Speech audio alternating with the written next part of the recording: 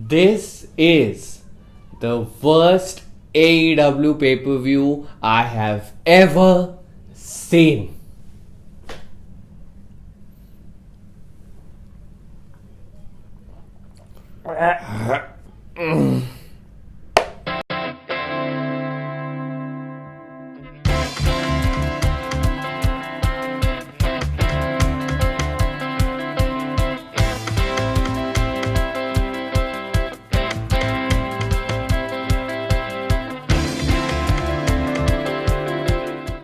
And we kick things off with Big Swole taking on Dr. Britt Baker in a cinematic wrestling match. And we saw this match taking place in a dentist's office, and Big Swole injected Dr. Britt Baker's leg with Novocaine and then put a sleeping mask on her face and put her to sleep. Big Swole won by TKO, which is a toothpaste knockout. I mean, this was a really silly cinematic match to start the pay-per-view. It was a very stupid and dull way to start a pay-per-view. And on top of that, I lost my prediction, which is just great. Thank you for that, AEW. That's 1-0. The next match is actually how they should have begun this pay-per-view All Out. It was the Young Bucks versus Jurassic Express. And my god, it was such a great match. It was a pleasure to watch these two tag teams. The Young Bucks have taken a heel turn, done a heel turn, and it's clear since last week because, they didn't pose the natural way that they do when they come out on their entrance song. They poured a beer on a fan who had a Hangman sign, so they're clearly pissed off about Hangman costing them the title shot. But as for the match, they were so good they were actually deadly. I've never seen them like this in an AEW ring, so fierce against people like Jungle Boy who they consider friends. But they didn't have any of that in mind. They just wanted to win, and that's exactly what they did. And I gotta give credit to Jungle Boy as well, who endured a lot of pain and who also caused a lot of pain to the Young Bucks. But eventually it was too much, and the Young Bucks gave him the BTE trigger, and they got the win. This match definitely deserves 5 stars, and if you haven't watched it, you must go check it out. I lost my bet. I lost the prediction on this one though, so I am gonna take this shot. And it's water. Woo! Damn it! And now moving on to the 21-man Casino Battle Royal to determine the number 1 contender for the AEW World Heavyweight Championship. And this match clearly had some moments. We had Shawn Spears who came out and went straight to the commentary booth, which was very smart of him. He didn't want to enter the ring. But we also had the Joker entrance, which turned out to be Matt Sydal, formerly known as Evan Bourne in WWE, making his AEW debut, entered the ring, was about to hit the shooting star press and absolutely botched it. I mean, he fell on his ass. It's one of the funniest things. He slipped off the turnbuckle. It could have been a really bad fall, but thank God it wasn't. But it was still hilarious because you've entered the 21st man. You are the guy. And that fall was just ridiculous. I mean, bless him. I hope he's okay. He poked fun of himself on Twitter also, but he entered the match, completely botched it, tried to recover. But there were some other stories being told. We had Brian Cage and Darby Allin continue the storyline when Darby Allin threw Ricky Starks out, and then Ricky Starks threw a body bag in with some thumbtacks, and Brian Cage put him in that body bag and power bombed him on the entrance ramp.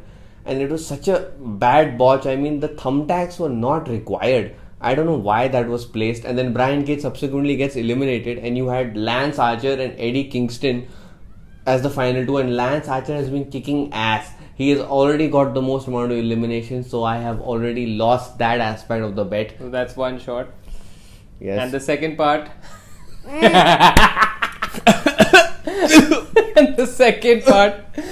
Lance Archer beat Eddie Kingston. I mean, he threw off Eddie Kingston. Oh God, are you okay? He threw off Eddie Kingston, and like this guy, Eddie Kingston was left exactly like him, and Lance Archer becomes the number 1 contender for the AEW title, and I won that bet as well. So here you go, man. My heart burns. That one was water. Yeah. Lucky guy. With a burning heart, we would like to give this match 2.5 stars. Lance Archer winning was a great decision. The whole Brian Cage and the thumbtacks didn't make any sense. Sean Spears trying to be over smart and being at the commentary table and not winning didn't make any sense. So 2.5 stars, it's fair. And the next match we want to talk about is Matt Hardy versus Sammy Guevara in a Broken Rules match, which is effectively a last man standing match.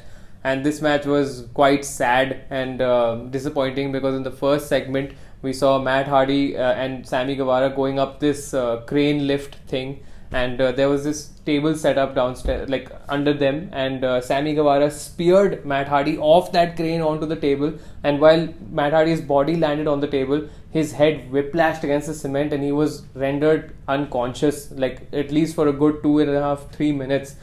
He was completely knocked out. Like you could see it on his face, the way he was lying down. We saw it on the camera and it was really scary and uncomfortable.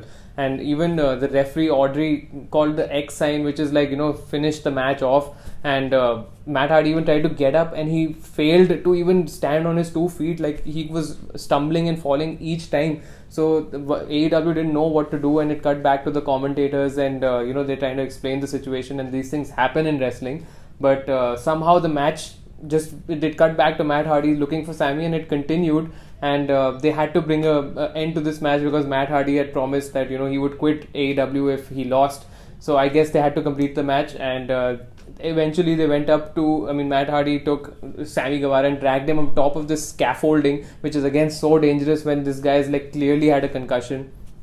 He pushed Sammy Guevara and down that scaffolding, which is at least 10 feet high, and he fell down like Shane McMahon did in SummerSlam.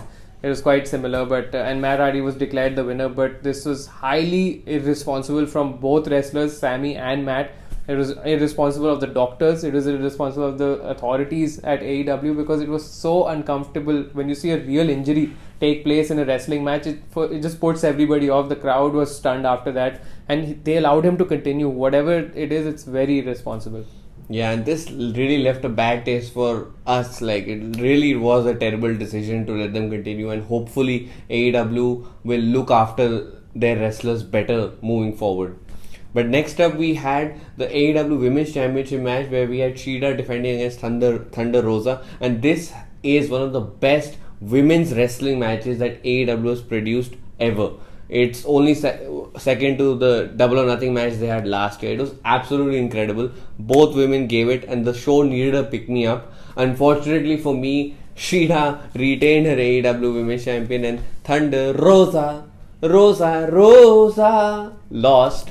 But I will suffer my punishment. But this match definitely gets 3 stars. Damn it! And next we had the Dark Order take on the Nightmare Family, and of course there's a lot of bad blood between these two, as we know, as Dark Order took out Cody Rhodes. But a few weird things happened in this match. First off, JR on commentary saying that, did Anna Jay have a wardrobe malfunction, or was that wishful thinking on my part? I mean, he's a seasoned pro commentator, and comments like that doesn't help his case, and neither does it help AEW's case. He got hauled up for it, and as he should. And why are you trying to be Jerry the King Lawler, man?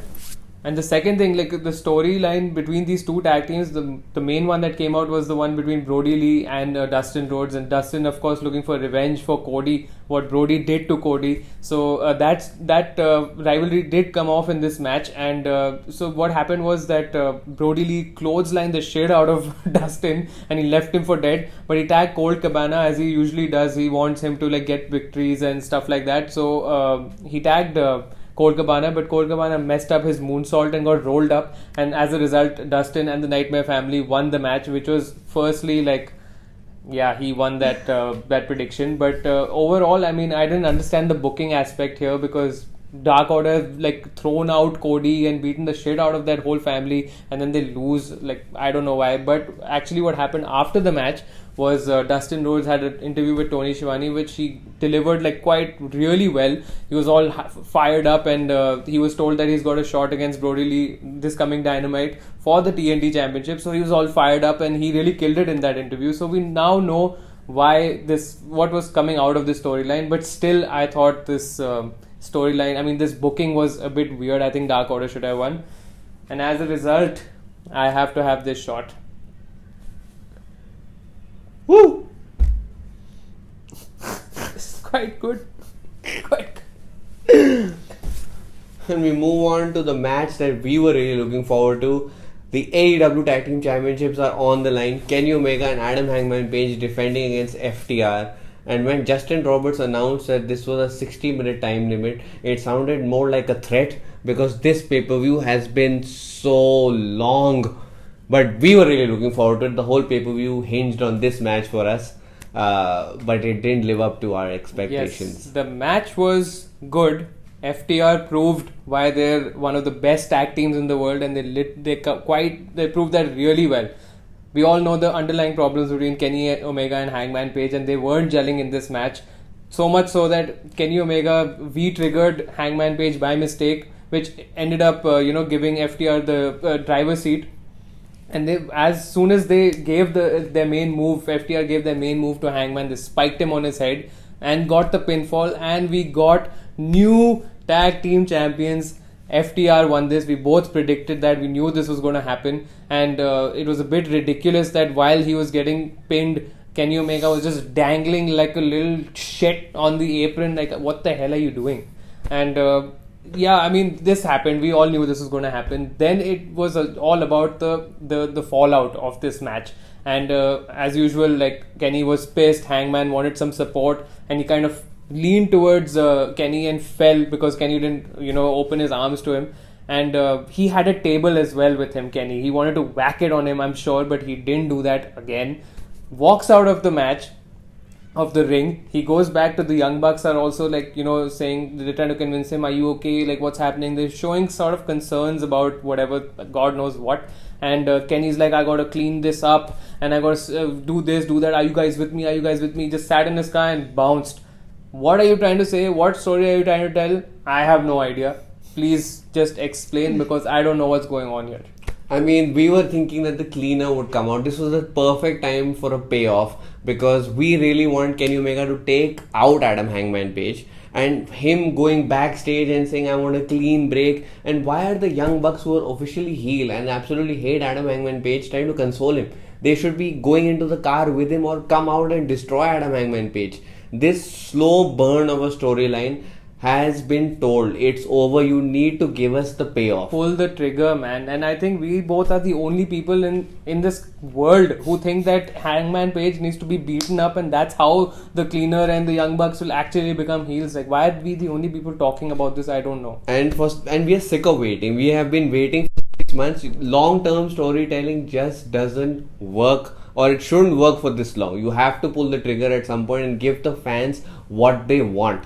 And we can only hope that this Dynamite, they finally pull the trigger and Kenny Omega, the heel wrestler, comes out.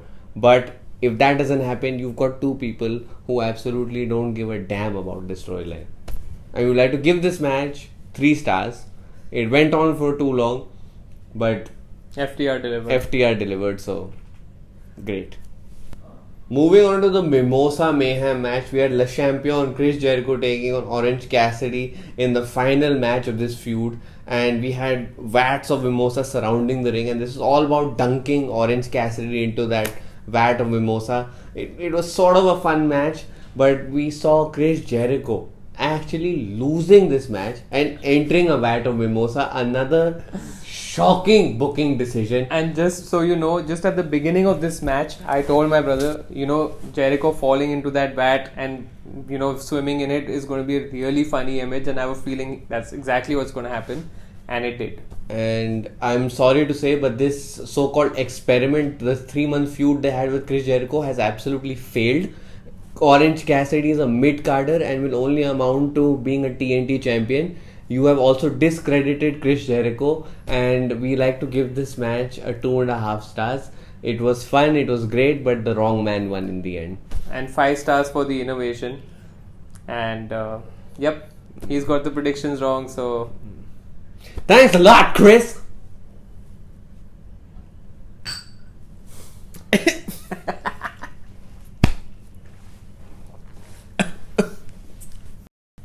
And moving on to the main event of the evening, it was Stone Cold Steve Moxley versus MJF for the AEW title, and this was a very ground and pound wrestling match, proper wrestling match, no high flying stuff, nothing. Everyone's focused on the ground, grapples, stuff like that. Moxley was trying a lot to throw MJF outside the ring and get him in his own territory, but MJF was very focused on keeping the action in the ring and did inflict a lot of damage to Jon Moxley as well. Eventually, both men were busted open. Were both busted open, or was just MJF busted open? It was only MJF that was busted open. Okay, cut.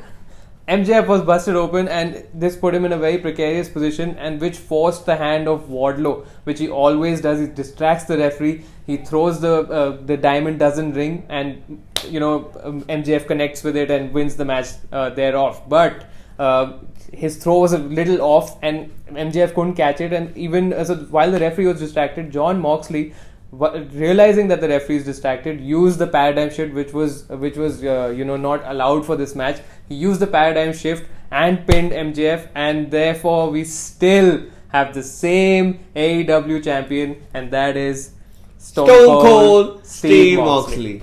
That's right, and I have won the predictions match round, whatever you want to call it, 6-3. Wow. Just have this shot, man. Just go for it, and I'll also have this shot. Cheers. Cheers. Got water. Thank God. You too? Yes. Shit! Well, that's our review for All Out, and overall we would like to give this pay-per-view a 1 star because it was a complete clusterfuck. The commentary was all over the place, and it pains me to say it, Jim Ross is past his prime. He should be replaced. I really want AEW to get Matt Striker. He was great on SmackDown. He would be an ideal replacement, and you can use JR on special occasions. He's done. Plus the booking decisions were absolutely horrible. The Elite storyline not reaching to a logical conclusion really pissed us off, and we're really tired of the cleaner to come back. It's done. Plus Stone Cold Steve Moxley retaining his stale ass title reign continues. Really pissed us off. Man. Really pissed us off even more. And the whole Matt Hardy incident really left a bad taste in the mouth. So this is the very first pay-per-view that's a bad pay-per-view that AEW's produced, and we really hope that they learn from this. And let's see what they come up with next. I second that. We would also like to thank a friend of the show, Mr. Tushar Kapoor, who gave in his predictions last week. He got 4 right, which isn't bad, but you got a buck up for next time, man. Thanks for watching, and we'll see all of you next week. Hey, if you like that video, hit the subscribe button.